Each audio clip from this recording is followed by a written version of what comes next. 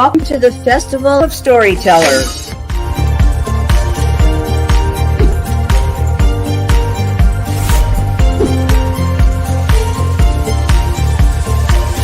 I thank everybody that's involved with this process because we know writers need readers and writers need publishers.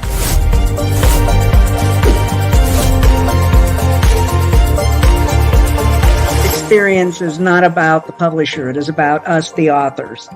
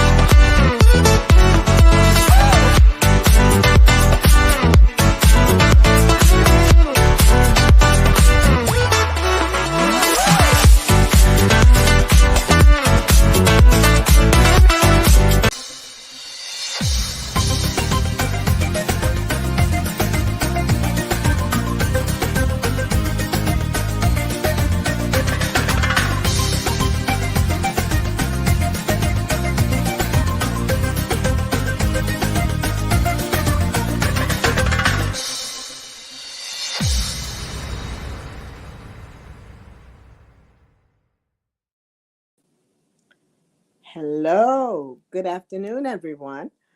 This is Sharon Eccleston, author of In the Presence of Light. And I'm so honored to be with you guys here today to share with you my book, one of the poems in my book. I'm wondering how you all are on this last day in January. Hope everybody is good. But I'd like to take this time to share with you a poem I wrote about, and it's called The Symphony of Life. And this poem I wrote basically because I think with all the hustle and bustle, I think many of us is losing out on the actual moments, the real important moments with our family and friends. We're not taking the time to really, own it and be in the moment. And I think it's such a defeat to the human spirit and relationships. So this is what this poem is all about from my heart. And I really hope that you guys like it, think about it. And this is what I'd like to share today. Once again, Sharon Eccleston, author of In the Presence of Light. And here goes the poem.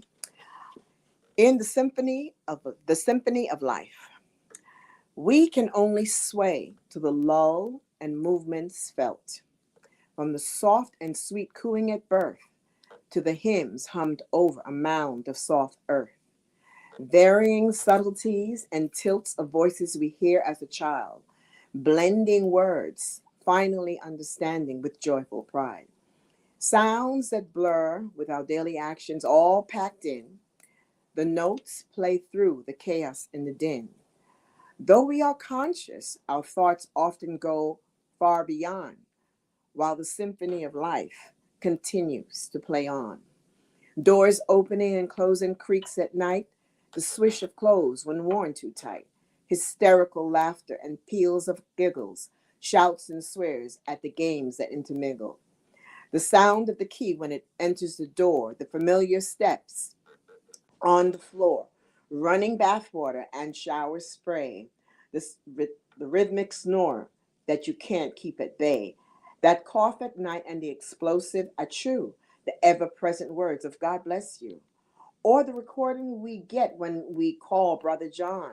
The symphony of life continues to play on. The alarm clock and the radio with your favorite tunes. Hearing the sounds of texts and messages in the other rooms. Traffic sounds when you hear when the window is ajar.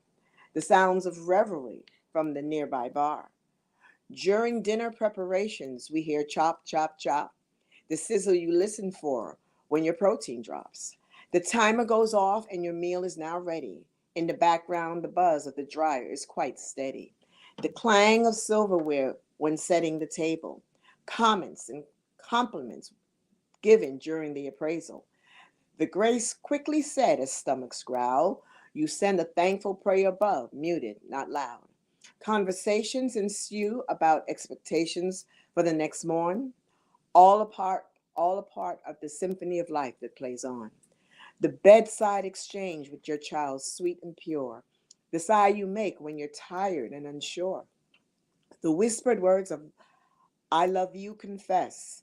The heartbeat heard while lying on their chest. A revelation finally spoken that hits you with a blow. And the regrettable response is, I did not know. Secrets told in hesitant and hushed tones. The embarrassed confessions that hurts to the bone. The congrats, the I'm sorries, the get well soons, the retirement speeches, a new chapter now blooms. Church bells for the marriage that now begins, two hearts now entwined with forever encircled rings. A father's words giving away his daughter on a manicured lawn, while the symphony of life continues to play on. The war cry you do in your fitness regime, the pep talks and courage that you give to your team, the laughter of pure joy we are blessed with at times, the genuine conversations we have that binds, the wind that you hear whipping through the streets, that argument that replays in your head for weeks, birthday wishes and exclamations as joyous voices flow, a season to acknowledge a miraculous birth long ago. The distinct sound of the waves rolling in on the beach, tweets of birds in the trees, and the drone of insects at your feet. The bark of your faithful dog or your cat's mellow purr. The thunder in the distance just before the storm will emerge. They were all set into motion before you were born. And so the symphony of life continues to play on. Yes, listen to the mercy and strings of the heart, the woodwinds that touch your spirit and set moments apart, the reoccurring bass of the brass that we are made of, and the pulsing percussion in your blood veins of heavenly love. Lastly, never miss that small inner voice we can always depend upon. May we all pay more attention to the symphony of life that plays on. That is the end of the poem, and I am really hoping that you guys liked it. Oh, yes, Eleanor, I would love to. This all came about, a friend of the family's has a charity, and it's for children. And every year they have a big extravaganza, Easter extravaganza. And me and my sisters, we would take a page, because you have the journals that they have for these things. You take a page, you buy a page. And so we would always think of, what are we going to write? So the first few years it was memorializing my mother, my father, my grandmother. And then after that we started saying, well, we got to talk about life now, and things. So one of my sisters asked me to write a poem about friendship. And I wrote the poem, and that was in 2016. And I got a lot of comments about the poem, and people said they liked it and everything. So that encouraged me, and I sent it to the Library of Congress for copyright, only to find out a publisher contacted me about 3 months later and said, would you like to publish that? I said, absolutely. So let's publish it. And they said, no, you need at least 12 poems. So that set me on my journey of writing poetry. And I came up with 14 poems for my first book. And this that I'm reading from now, In the Presence of Light, is my second book. And the rest is history. I found out that I love it. I had gone back to school, um, and I took English literature, nothing that I thought that I wanted, but it was the quickest degree I could get. Lo and behold, it served me well, because something stayed. I didn't know it, but then I started speaking about poetry, using words, thoughts, and it all came together. And I'm so grateful. So I'm on my third book now, and really hoping to speak about things of family, friends, relationships. Um, Definitely I like James, I think he was really deep. Okay. And I was, wow, and like I said, remembering back then, I'm like, oh my goodness, you really had to think about what he was trying to relay, and say to me the most. I love your questions. Anymore. I am originally from Panama. I came here when I was 3 years old and with my family. And it's just been, growing up in New York, Brooklyn, precise. It's just been such a wonderful experience. Now I'm retired, and this is just something that touches the heart that I do. I started it before I retired, but now I have more time.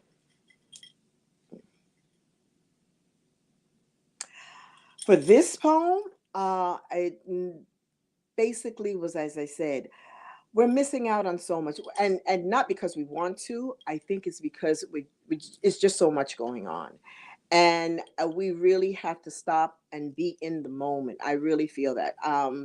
I feel that with my siblings, my niece and nephews, and friends. We sit down, we have dinner or something, and even while we're having dinner, we're talking about, well, what we have to do tomorrow, and next week this is coming, and this. We don't really take the time. Life is so short and it's going so fast, and we need to be in the moments that we're spending with people, especially the ones we love. And that was my main reason how I felt, and seeing life just going quickly, and we're not giving each other so much that we have inside. you know yeah.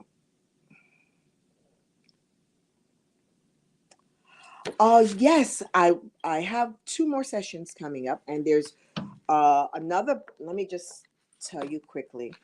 There's a poem that I have in here that's another one of my favorite. It's called The Garden, and it is basically how all of us complement each other. It's about life that's going on now, and how we need to be closer and realize that we are all human and really need to love each other. So it's called The Garden. I think it's light but very deep, and I think it speaks a lot. So on my next session, I will definitely be doing The Garden, and I have a few more in here that I hope you would like. Um, so yes, I'll be doing more. I'll be doing more. Absolutely.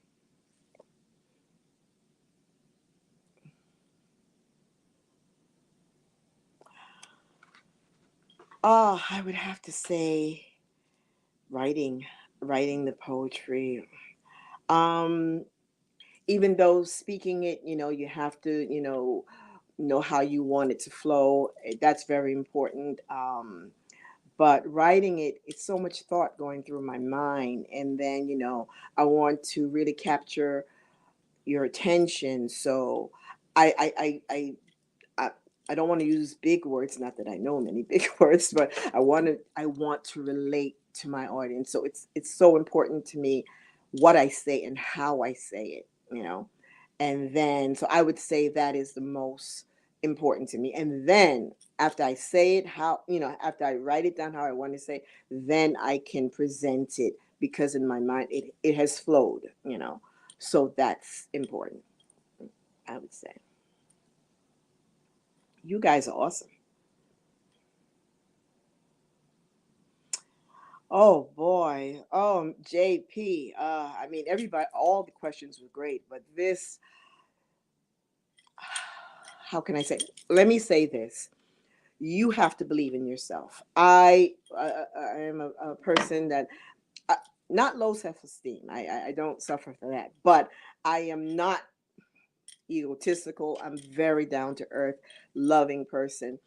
But believe you me, as much as I try to draw that, when you start doing things like that and finding yourself and your purpose, I you're gonna find some opposition. It's just life, and you have to be really grounded. And know who you are, know what you want, and have, well, for me, I'm going to say have a relationship with God. And it helps because it can be tough. I hope your experience is not as mine, but I can tell you the first book wasn't so bad. And that first book is Where the Light Flows In. It wasn't so bad. But when I started this second book, oh my goodness. Oh my goodness. Opposition, and it was good because it made me stronger. It made me see more. And you just got to go with it. You got to believe in yourself, and you can do it. If I can do it, I just turned 66. And as I said, I retired. I retired when I was 62, but I had started writing prior to that. But um, God gives you the strength, you know, and don't you dare quit. Don't quit. Yeah.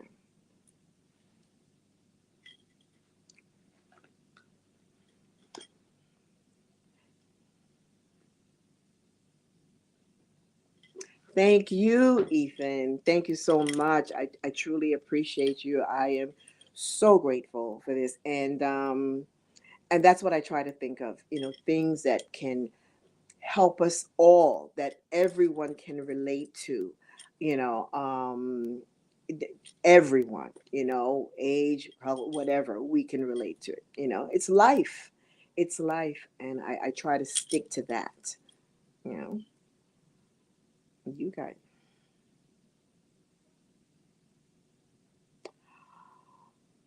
Uh, I especially I'm sorry, Judith. I'm new at this, so I'm sorry if I didn't say the other's name. I'm sorry. Um, the category, as far, especially when I copyright it and everything, you have to say, what it's in and so forth. So I would definitely say that. And even with the publisher, because as you can see, it's not a big book. It's impactful. This one has 15 poems and this one has 14. But you try to give it something of substance, each poem. And I try to give a variety throughout, So, yeah. Mm.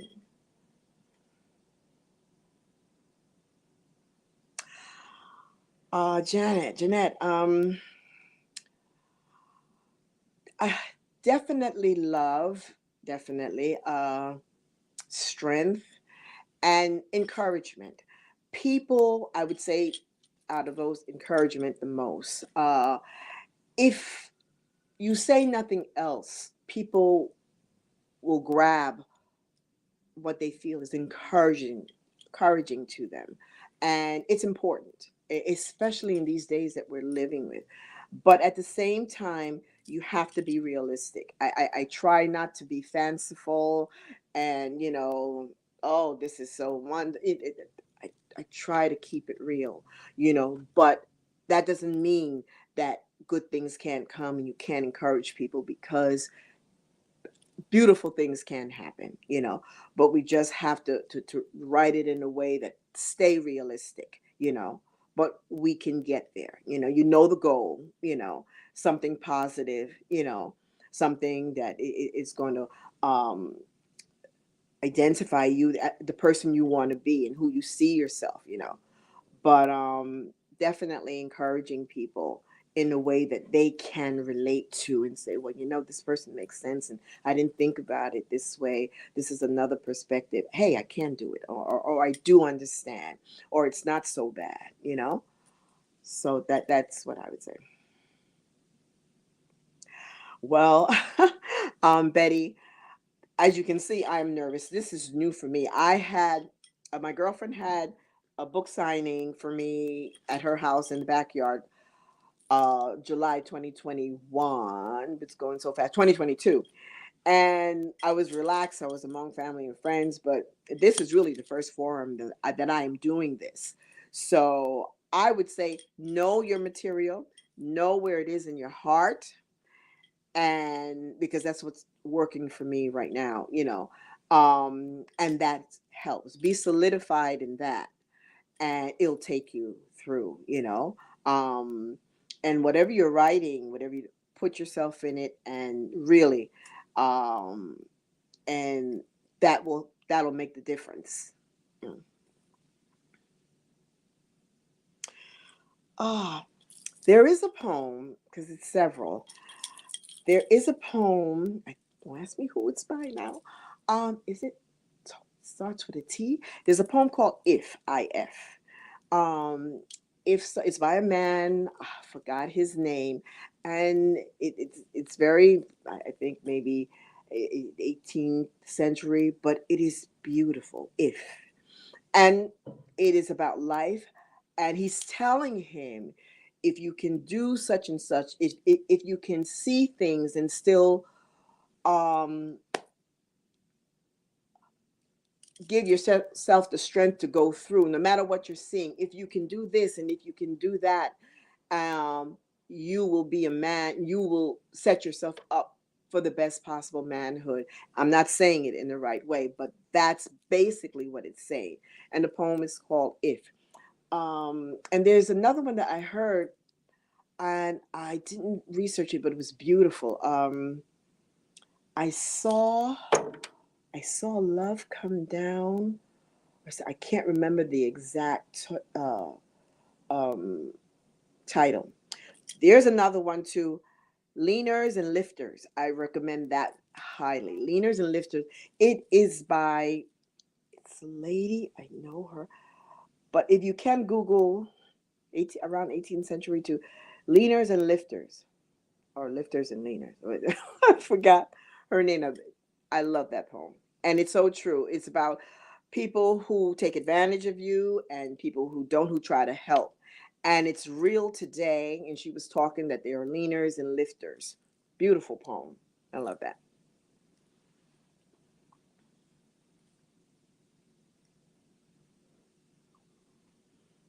Yes, JP. God bless you. I thank you. I thank you.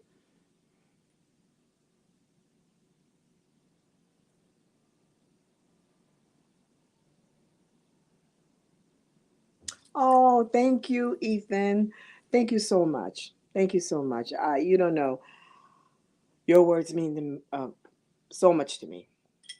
So much. I thank you. Mm. I'm hoping by the end of this year, the third book will come out. And I've finished 12 poems already. I want to do at least three more to reach the 15. But 12 of the 15 is done already. And I'm hoping. You guys are great. You guys are great. Really. Mm.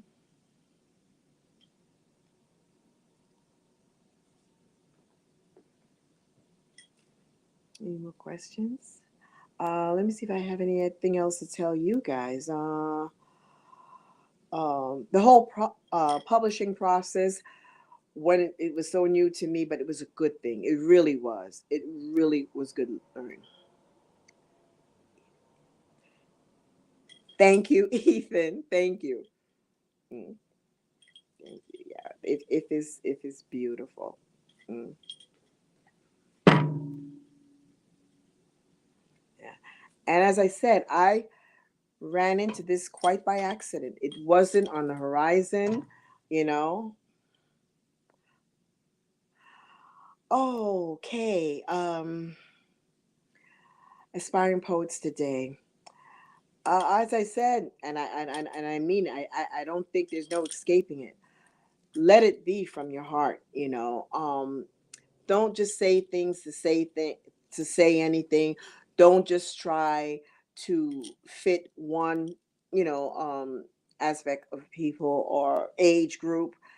Try something that everybody can relate to relate to and see in life, whether they're 16 or 83. I don't care, and it's always the deep and important things. And a lot of what I write from is hurt and pain, but I don't make it morbid. I keep it light, and you grow from that space. You grow from that space where you can talk about it and deflect it and switch it up and present it that, hey, this still came out good, so that's what I would advise to you, what you're feeling, what you went through, but you don't have to make it morbid. You can fix it up, not still real. You're not making it fake, but that your example that you came out of it, so it's okay, but it's find that place where you can appeal to your readers. Mhm. Mhm. Yeah. And what else I could say? Um, but as far as the awkward times when you may not be feeling much support, believe me, it will come from the strangest places. You will get support, but maybe not where you thought you would have gotten it from. What do you love, Ethan? I missed the title of what the poem. The poem was a symphony of life. That's the name of the poem. Um, that's the poem that I read. The other one that I will be reading shortly here is The Garden.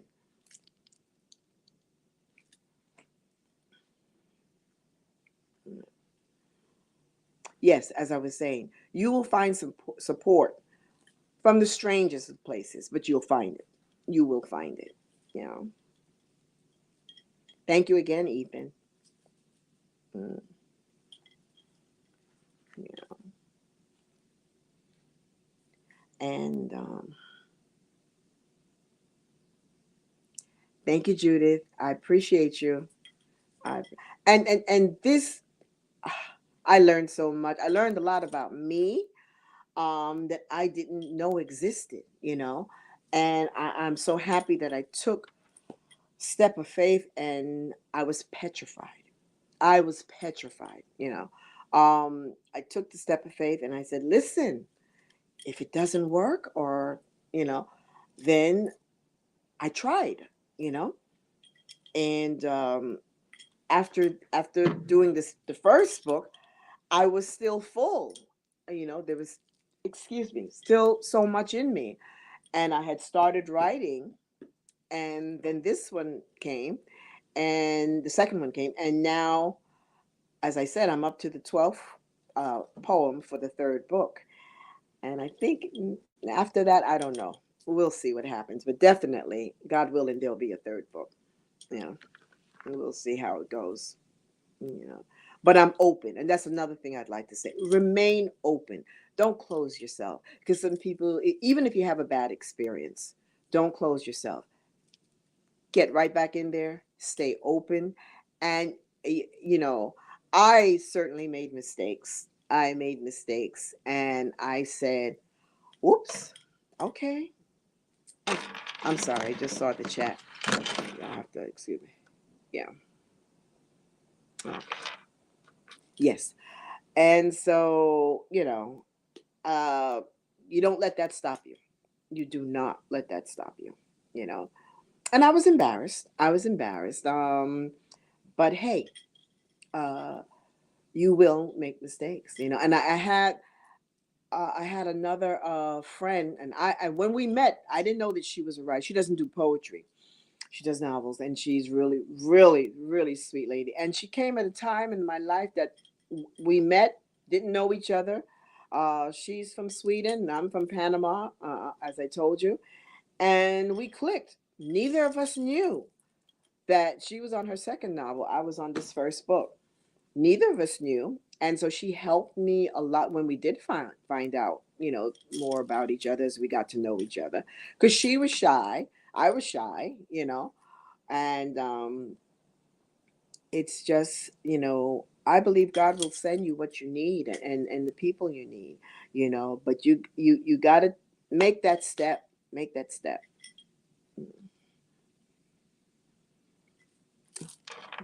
See. Okay. See, I got 2 more minutes. So, and anything, you guys have really helped me. As I said, this is my first time, and you guys are making it so rewarding for me. I truly appreciate you. Mm. But I as I said, I've been retired now 2 years, and uh, the job that I was in was really hardcore. I worked for New York City Transit, and oh my God, it was rough. That was something that I guess maybe I found strength in, just being you had to get the job done, and we had a lot of users, so maybe that helped me a little bit be a little steely. But this was a totally new arena for me, writing. So I'm sure I pulled from somewhere. And I think it helped. It sure didn't hurt. It sure didn't. Mm. But those of you who are on that want to write, I wish you nothing but good, nothing but good. And I say to you, if I could do it, I know you could do it. So please stay fast with that. Stay steady. Take your time. You know, and don't beat up on yourself. Because I can remember nights I would say, "Oh, you're so stupid," or "You're so silly," whatever. And no, you're not. It's a process. It is a process, and you grow. And the better you grow through it, the better it is for you. You know, the better it is for you. Errors and all. Errors and all. So this I promise you. If I tell you nothing else, you know, but this was amazing. I think I have one more minute. Okay. Okay, guys, I told to say goodbye now. Really, really, really appreciate you. Love you. And I wish you all the very, very best. God bless you. God bless you.